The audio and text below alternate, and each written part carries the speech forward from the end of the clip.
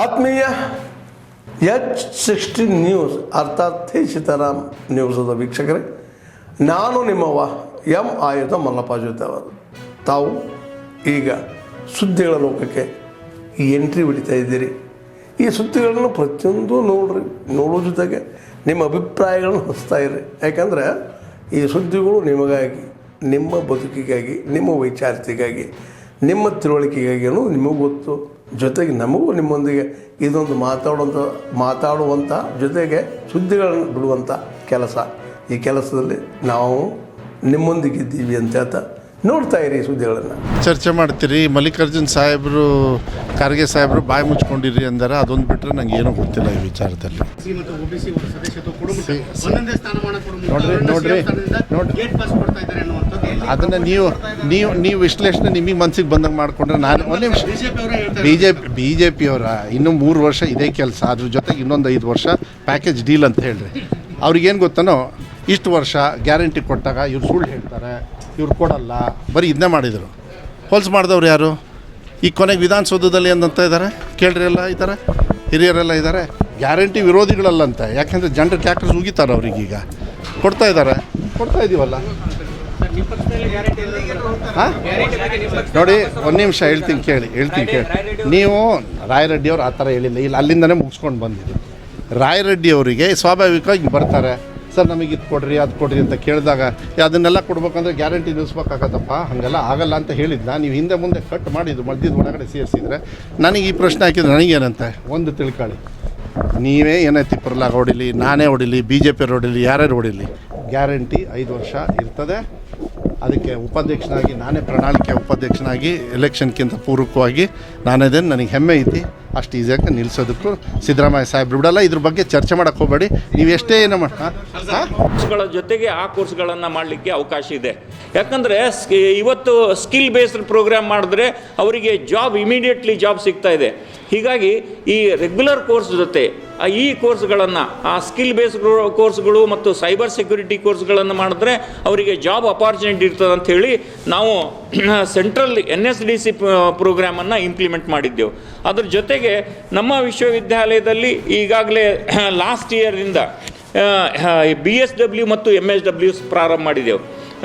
ನಮ್ಮ ವಿಶ್ವವಿದ್ಯಾಲಯದಲ್ಲಿ ಈಗ ತಮ್ಗೆ ಗೊತ್ತಿದ್ದಂತೆ ಎಷ್ಟೋ ಪ್ರೊಫೆಷ್ನಲ್ ಕೋರ್ಸ್ಗಳನ್ನು ನಮ್ಮ ವಿಶ್ವವಿದ್ಯಾಲಯದಲ್ಲಿಲ್ಲ. ಆದರೂ ನಮ್ಮ ವಿಶ್ವವಿದ್ಯಾಲಯದಲ್ಲಿ B.Ed ಇದೆ, MA ಎಜುಕೇಷನ್ ಇದೆ ಮತ್ತು MSW ಮತ್ತು BSW ಪ್ರೋಗ್ರಾಮನ್ನು ಪ್ರಾರಂಭ ಮಾಡಿದ್ದೆವು.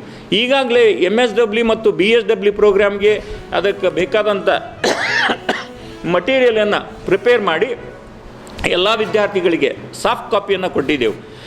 ನಮ್ಮ ಈಗೇನು ಕರ್ನಾಟಕ ರಾಜ್ಯ ಮುಕ್ತ ವಿಶ್ವವಿದ್ಯಾಲಯದಿಂದ ಈ ನಮ್ಮ ಏನು ಕೆಸೆಟ್ಟು ಮತ್ತು ನೆಟ್ಟು UPSC KPSC ವಿದ್ಯಾರ್ಥಿಗಳಿಗೆ 50 ದಿವಸಗಳ ಪ್ರೋಗ್ರಾಮನ್ನು ನಾವು ಮಾಡ್ತಾಯಿದ್ದೆವು. ಈ ಭಾಗದ ವಿದ್ಯಾರ್ಥಿಗಳಿಗೆ ಫ್ರೀ ಎಜುಕೇಷನ್ ಅಂದರೆ ಥ್ರೌಟ್ ಸ್ಟ್ಯಾಟ್ನಲ್ಲಿ ಒಂದು 500 ವಿದ್ಯಾರ್ಥಿಗಳಿಗೆ ಚೂಸ್ ಮಾಡಿಕೊಂಡು ಆ 500 ವಿದ್ಯಾರ್ಥಿಗಳ 50 ದಿವಸಗಳ ತರಬೇತಿಯನ್ನು ನಮ್ಮ ವಿಶ್ವವಿದ್ಯಾಲಯದಲ್ಲಿ ಫ್ರೀ ಆಗಿ ಕೊಡ್ತಾ ಇದ್ದೆವು. ಹೀಗಾಗಿ ಈ ವಿದ್ಯಾರ್ಥಿಗಳು, ಈ ಭಾಗದ ವಿದ್ಯಾರ್ಥಿಗಳು UPSC ಮತ್ತು KPSC ನೆಟ್ಟು ಸ್ಲೆಟ್ಟು ಈಗ ಇಮಿಡಿಯೇಟಾಗಿ 15ನೇ ತಾರೀಕಿನಿಂದ ಪ್ರಾರಂಭ ಆಗ್ತದೆ. ನೆಟ್ಟು ಮತ್ತು ಸ್ಲೆಟ್ ಸಲುವಾಗಿ ಕೋಚಿಂಗ್ 50. ಮಾತಾ ಮಾಣಿಕೇಶ್ವರಿ ಆಶ್ರಮ, ಯಾನಗುಂದಿ, ಸೇಡಂ ತಾಲೂಕಿನಲ್ಲಿರುವ ಈ ಒಂದು ಆಶ್ರಮದಲ್ಲಿ ಈ ಕಾರ್ಯಕ್ರಮಗಳು ಮಾತಾಜಿಯವರ ಜನ್ಮದಿನೋತ್ಸವದ ಅಂಗವಾಗಿ ಅಂದು ಪಾದ ಪೂಜೆ ಮತ್ತು ರುದ್ರಾಭಿಷೇಕ ಮತ್ತು ಮಹಾಮಂಗಳಾರತಿ ಈ ಒಂದು ಕಾರ್ಯಕ್ರಮ ಜರುಗುತ್ತಿದ್ದು, ಈ ಒಂದು ಕಾರ್ಯಕ್ರಮಕ್ಕೆ ಆಂಧ್ರದಿಂದ ಮತ್ತು ತೆಲಂಗಾಣದಿಂದ, ಮಹಾರಾಷ್ಟ್ರ ಮತ್ತು ಕರ್ನಾಟಕದ ಎಲ್ಲ ಭಾಗಗಳಿಂದ ಭಕ್ತರು ಪ್ರತಿ ವರ್ಷದಿಂದ ಆಗಮಿಸಿ ಈ ಒಂದು ಕಾರ್ಯಕ್ರಮದಲ್ಲಿ ಭಾಗವಹಿಸುವರು. ಮತ್ತು ನಾವು ಸರಗಳ್ಳತನ ಮತ್ತು ಮೊಬೈಲ್ ಕಳ್ಳತನ ಆಗದಂತೆ ಎಲ್ಲ ಭಕ್ತಾದಿಗಳಿಗೆ ತಾವು ಬಂಗಾರದ ಒಡವೆ ವಸ್ತ್ರ ಧರಿಸದಂತೆ ಈ ಕಾರ್ಯಕ್ರಮದಲ್ಲಿ ಭಾಗವಹಿಸಬೇಕಂತ ವಿನಂತಿಸಿದ್ದೇವೆ. ಮತ್ತು ಎಲ್ಲ ಕಡೆಗಳಿಂದ ಬಸ್ಸಿನ ಸೌಕರ್ಯ ಮತ್ತು ಆ ದಿವಸ ದಾಸೋಹದ ವತಿಯಿಂದ ಅನ್ನ ಸಂತರ್ಪಣೆ, ನೀರಿನ ಸಂತರ್ಪಣೆಯನ್ನು ಏರ್ಪಡಿಸಲಾಗುವುದು.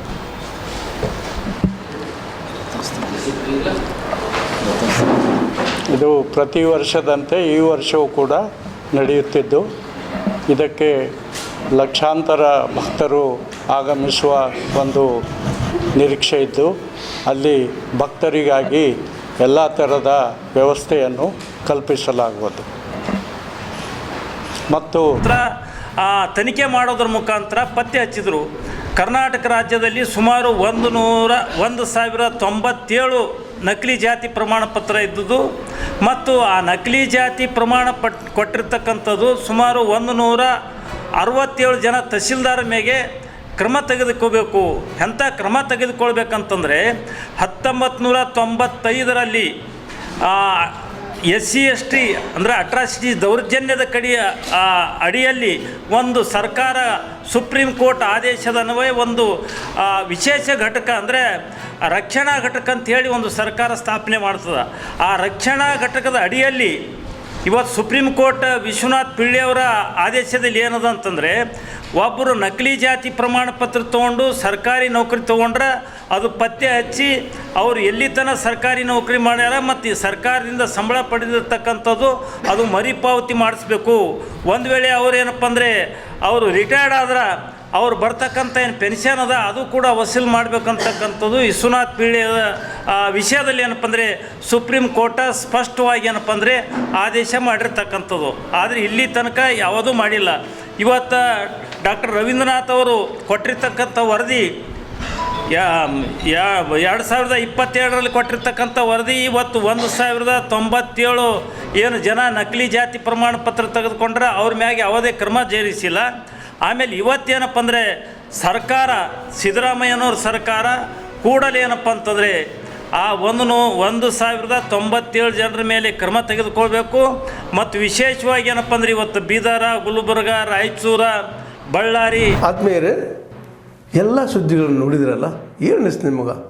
ಇದರಲ್ಲೇ ನಿಮ್ಗೆ ಲೈಕ್ ಆಗಿರ್ಬೋದು, ಡಿಸ್ಲೈಕು ಆಗಿರ್ಬೋದು, ಕಾಮೆಂಟ್ ಬೇಡಪ್ಪ ಅಂತೂ ಅನಿಸಿರ್ಬೋದು, ಕಾಮೆಂಟ್ ಮಾಡಬೇಕಪ್ಪ ಅನಿಸಿರ್ಬೋದು, ಶೇರ್ ಮಾಡಬಾರ್ದಪ್ಪ ಅನಿಸಿರ್ಬೋದು, ಅದು ಮಾಡಬೇಕು ಅನಿಸಿರ್ಬೋದು. ಏನಾದರೂ ಆಗಲಿ ಶೇರ್ ಮಾಡ್ತಾಯಿರಿ, ಈ ನ್ಯೂಸ್ಗಳನ್ನ ಹಂಚ್ತಾಯಿರಿ, ಜೊತೆಗೆ ಇದಕ್ಕೆ ಸಬ್ಸ್ಕ್ರೈಬ್ ಆಗ್ತಾಯಿರಿ ಅಂತ ಹೇಳ್ತಾ H16 ನ್ಯೂಸ್ ಅರ್ಥಾತ್ ಹೇ ಸೀತಾರಾಮ್, ಇದು ಸತ್ಯದ ಕೈಗೆ ನಡಿ. ವಂದನೆಗಳು.